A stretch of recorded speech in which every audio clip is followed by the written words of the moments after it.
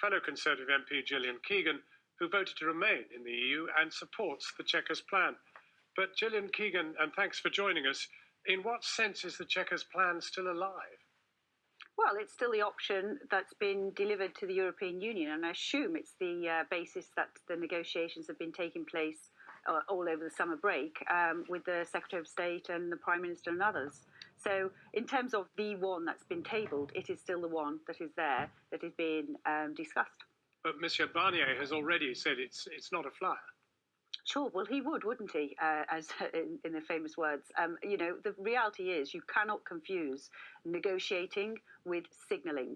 What he's doing and what everybody's been doing for a long time, which must be driving the poor British public mad, but what he's been doing is signalling. And there's a lot of signalling about what will and what won't be acceptable, you know, and that's different from the negotiation, and it'll be very different from the outcome of the negotiation. We do not know the outcome of the negotiation. We are second guessing as bystanders who are not actually involved in the process. So what we need to do is leave the negotiation to those that are negotiating and get behind them. But if those negotiations did result in the Brexit plan, in truth, there isn't the mathematics to carry it through in the House of Commons. Well, again, that's signalling again. When you have a deal that, let's say it was similar to the Chequers proposal, because clearly that proposal does compromise and does consider the EU's position, but most importantly, it's a low-risk Brexit in considering the business, you know, the position of business, and also to keep business confidence. But let's consider that that's what comes back. If that does come back, then those people in the House of Commons, myself included, will have to look at that option or the other option, which will be WTO.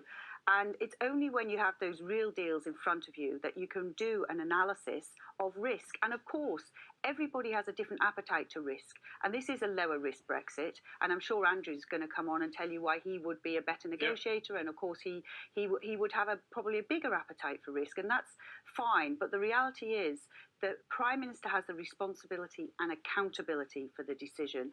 And she's decided that a lower risk approach that doesn't undermine business confidence is the right way to go. But that is also workable for the EU. When her former Foreign Secretary says we'll get 2/3 of diddly squat for anything that the Chequers agreement brings out, I mean, that's a pretty tawdry state of affairs. Well, that's his view. First of all, what is 2/3 of diddly squat? I mean, you know, it's hardly a technical term, is it? You know, businesses need more than rhetoric. Businesses need to continue to plan, to continue to invest, and to continue to make business decisions. 2/3 of diddly squat is meaningless. It's meaningless to a business. You know, so I don't think we can take, I mean, I certainly wouldn't you know, I've spent 27 years in business, in car manufacturing, in banking and financial services, and in IT. I was aware of the complexity of the things that we're discussing now before I voted in the referendum, because you know, I've worked in these industries, and I'm pretty sure I'm the only person who sat in customs waiting to get a stranded car part to keep a production line going, who's in the House of Commons. The reality is businesses don't work on rhetoric. They need some facts, and it is getting ever closer to March. This is a deal that businesses on the whole would look at and think, you know, it keeps frictionless trade moving, right, but also, most importantly, does deliver on the key things of the referendum, which is ending free movement and obviously having our own farming and fishing policy, etc. Right. Okay, well, Gillian Keegan, thank you very much indeed for joining us.